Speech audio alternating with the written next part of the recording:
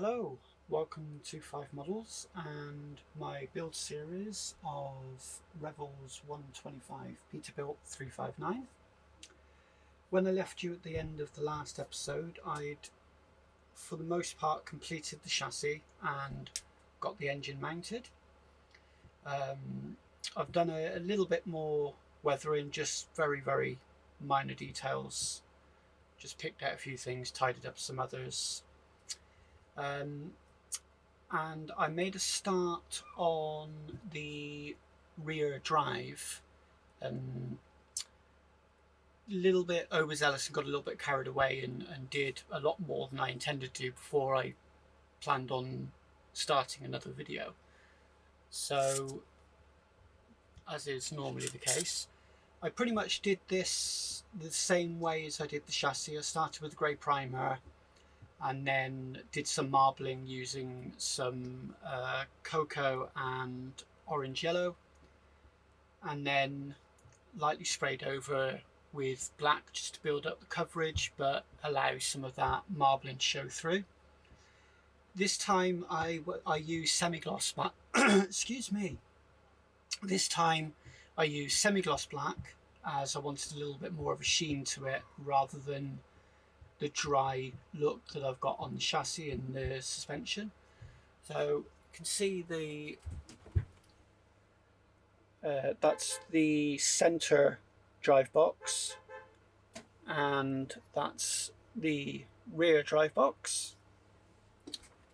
So I've got those done. You'll have to excuse the noise outside. And I've got the main drive shaft and the rear drive shaft. I've got the part of the suspension dampers. You really have to excuse the noise from the neighbours. I do apologise, but I'm not restarting this video.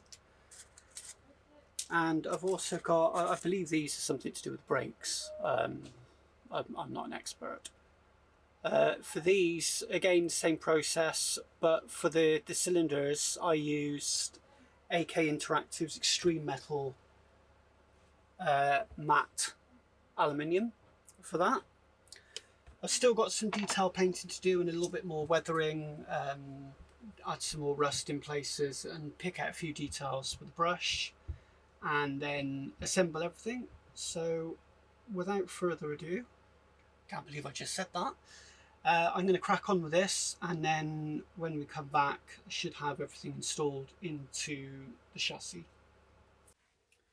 Okay, so a very quick section of this. I've got the brake cylinders, I'm going to call them that because I don't know what they're called.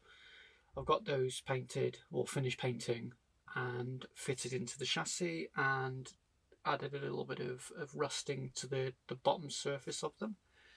So I'll just quickly show you this on camera. I will put some still pictures up very shortly. So they've come out quite nice. All I've got left to do for this section, for the rear section, is it's not for the rear section. Yes, it is for the rear section. I'm getting mixed up now. I've got the anti-roll bars to do and the dampers. And then once that's done, I can then start on the front undercarriage and suspension. Movable front wheels, it looks like, which I tend to hate on truck kits as they tend to be quite loose and wobbly. So I may just fix those in position anyway. I don't really see the need to have them moving on a static kit. So I'll get on with that and then come back. Okay, so I've got the brake cylinders fitted and I've just finished up the little bits of detail painting on them.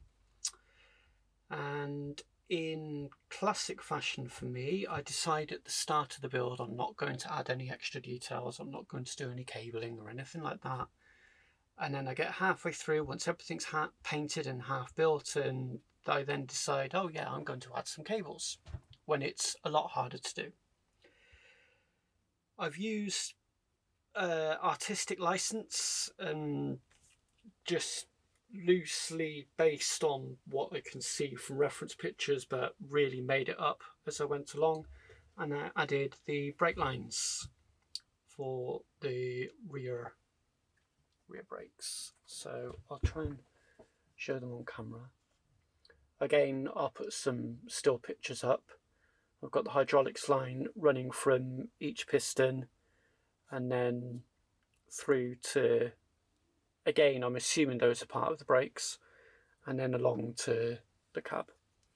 And it's from underneath. So I've just adds a little bit of interest. Like I said, completely inaccurate. Wasn't trying to make it as accurate as I could. It's just literally, it's just to add some visual interest. So, and I still haven't done the roll bar or the rear dampers, so that is what I'm going to get on with next, and she'll be back very shortly. Okay, so I've got the front undercarriage all fitted now, and along with a couple of other small bits along the chassis that I had to do. They've all been weathered in to match everything else. Just show you this. So I did, in the end, I fixed these in place. I did assemble them to see what they'd be like with having them movable, and as I suspected, they were just really wobbly. So I lined them up, and I just fixed those in place with a drop of glue rather than have them wobbling around all over the place. So all I've got left to do for this little bit is assembling and fitting the wheels themselves. So she'll finally get her feet, and then I can work on, there's a few other little bits to go on the chassis, the foot plates and a couple of other small bits, and then I can start on the interior for the cab and start heading into the final stages of this build, and then I can start looking at the trailer to go with her. Right, I've got all of the wheels assembled and detailed. Wasn't the easiest task to do. The wheels, the hubs were all chrome plated, and I didn't strip those off. I instead went straight on them with the Tamiya Weathermaster, and just did some light just wear and rust effects. For the tyres, what I did is I very lightly sprayed over the outside with light brown tan, just very lightly, just to give them a dusting. Remember, I was building this from so that it spends its life in a dusty environment, so I wanted that sort of a look to the tyres. And then over the treads, I went over with the dark rust,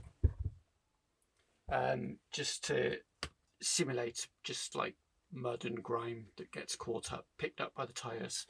So the result isn't too bad. It's very subtle.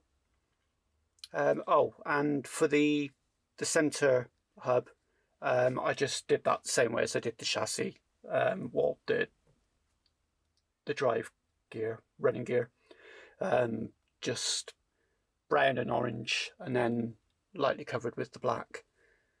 And I'm just in the process of fitting these now. They are meant to be movable. Whether they remain removable, that one's okay. That one seems to have caught, which is always the way, but I'm not worried if they're not removable. Like I said, it's a static model, so I don't really put too much emphasis on having moving parts in a static kit. You know, if I wanted to make something movable or ready control, then you know that's what I would do, but I'm not. So I just thought I'd fix these in place on camera. It's just a case of getting a little bit of glue inside the little noggin, I don't know what to call it, that fits over the nub without getting any glue anywhere else that's going to stick that. But as you could see with the front, that's what's ended up happening anyway. But like I said, I'm not too fussed.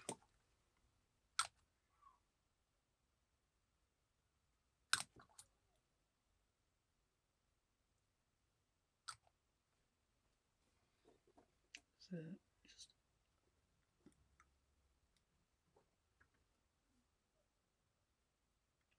it was quite difficult to get these tyres to stay lined up because I haven't really got a glue that works on them. I ended up using cyano, which works but isn't brilliant. I'm going to turn this over in a minute once I've got these fitted, just so that the weight of the model can help them dry straight and true. This is where I pick them up and they all fall off, which wouldn't surprise me. I've got a bee buzzing around somewhere. So, and there we go. And hopefully I shouldn't get the normal wobble that I tend to get on trucks because the chassis always goes out of line. I think I'm okay with this one. So all that's left to do for this section is the two foot plates, steps, tanks. I think they're storage compartments as well. They will go on the side. They're all chrome plated parts, but I'm probably going to strip those and do them in a more of a matte steel aluminium sort of colour rather than the really tacky chrome plating. As I said before, I really don't like that. So I'll come back shortly once that's done, and then we can sum up for this episode. Okay, so first of all, let me apologise if there's any background noise. The neighbours are having some work done, and there's not really much I can do about it. I can't leave it any longer before doing this section, as I need to get on. I will try and filter as much of it out as I can, but you're probably still going to pick up a bit of noise. So this last section I did, these excuse me, these tanks and these foot plates, they gave me some issues. The tanks were fine. These two pieces here, they were chrome plated and they were an absolute pig to strip. They just did not want to come off at all. So I did get probably 90% of it off. Painting wise, I've had to strip them and redo the painting, as originally I primed them, I painted them in gloss black, and I used aluminium. No, I didn't use aluminium. Yes, I did use aluminium, sorry. I did use aluminium from Zero Metals. These are new to me. I've never used them before, so I wanted to try them out, and not impressed at all. They're very thick is the first thing I noticed, and they went on very dusty, very rough. It's possible I need to tweak how I use them, but I wasn't happy with the finish at all. It would just look like flat silver. So I stripped it all back, reprimed it, redid my pre-shading for the rust effects, and I went back to aluminium Extreme Metal from AK. They're so easy to use, and I get good results with them. So the results are here. You can see there's a little bit of weathering and rusting on it. I know they probably weren't made from aluminium. There was some sort of steel, I believe, but just like the effect that paint gives, it looks quite good. So I got there in the end, so I'm fairly satisfied with that. I will pop up a couple of close-up pictures just now, just so you can get a better look than I can do on camera. So let's just put this away. So I'm pretty much done with the exterior for now, and it's time to move on to the interior, starting with the seats and the steering column, dashboard, things like that. So I'm going to end this video here, and then next time we come back I will be working on the interior of the cab, and then following that there's still a little bit of work to do on the chassis, and then it'll be final assembly. So a couple more videos and we should be done, certainly with the tractor anyway. Then obviously I've got to move on to the trailer. So that'll be it for this one. So thank you, and we'll see you next time.